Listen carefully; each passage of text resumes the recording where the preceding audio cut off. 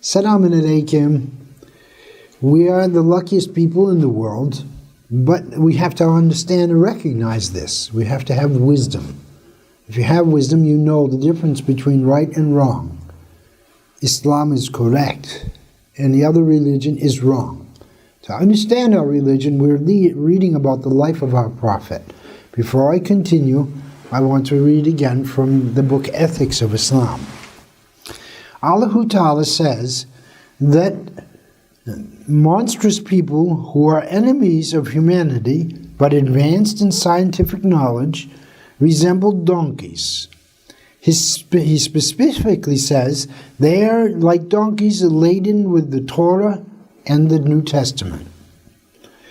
These cruel people who possess scientific knowledge and who are unaware of Islamic knowledge are not in the right path. Allah Ta'ala is not pleased with them at all. Let us continue. The Ashâb-i kirâm were in grief and could not feel at ease in their homes. They gathered in the masjid in order to obtain information about the state of our Master the Prophet. They sent Hazrat Ali to the presence of our Prophet. Then the Master of the Worlds, expressing himself by making signs, asked, "What are my companions saying?" Hazrat Ali said, "They are in a deep sorrow and thither fearing that Rasulullah will leave us."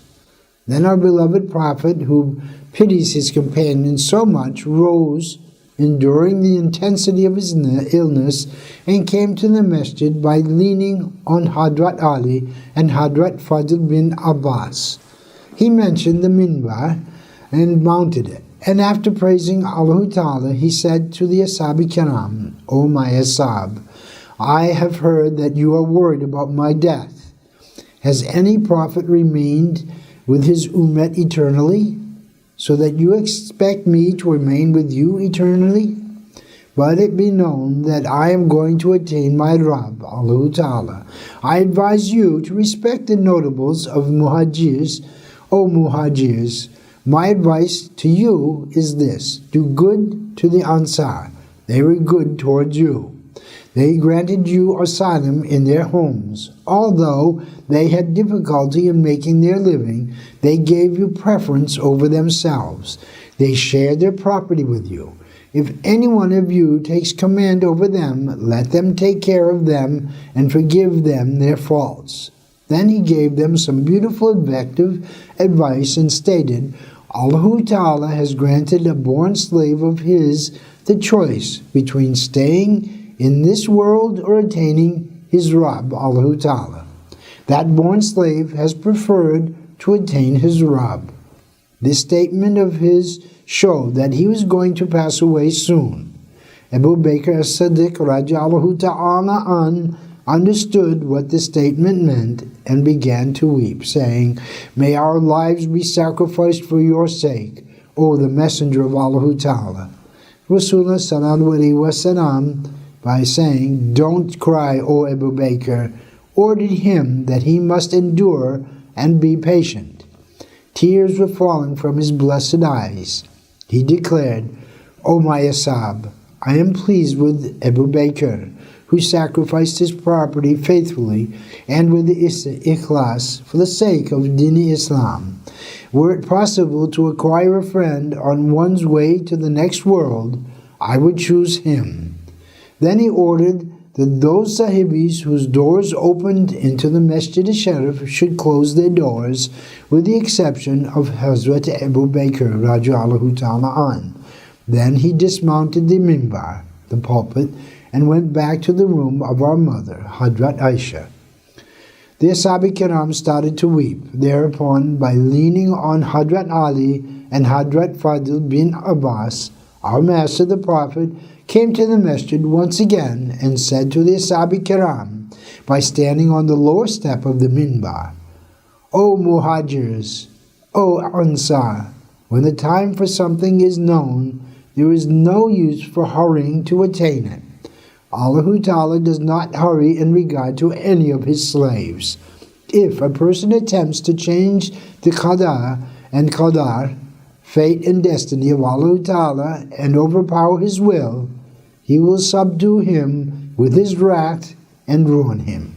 If a person tries to trick and deceive Allah Ta'ala, he will deceive himself and lose control of his own affairs. Be it known that I am compassionate and merciful towards you. You will attain the blessing of meeting me again. The place you will meet me is the pond called Khawthar. He who wishes to enter paradise and attain the blessing of being with me there should not talk idly.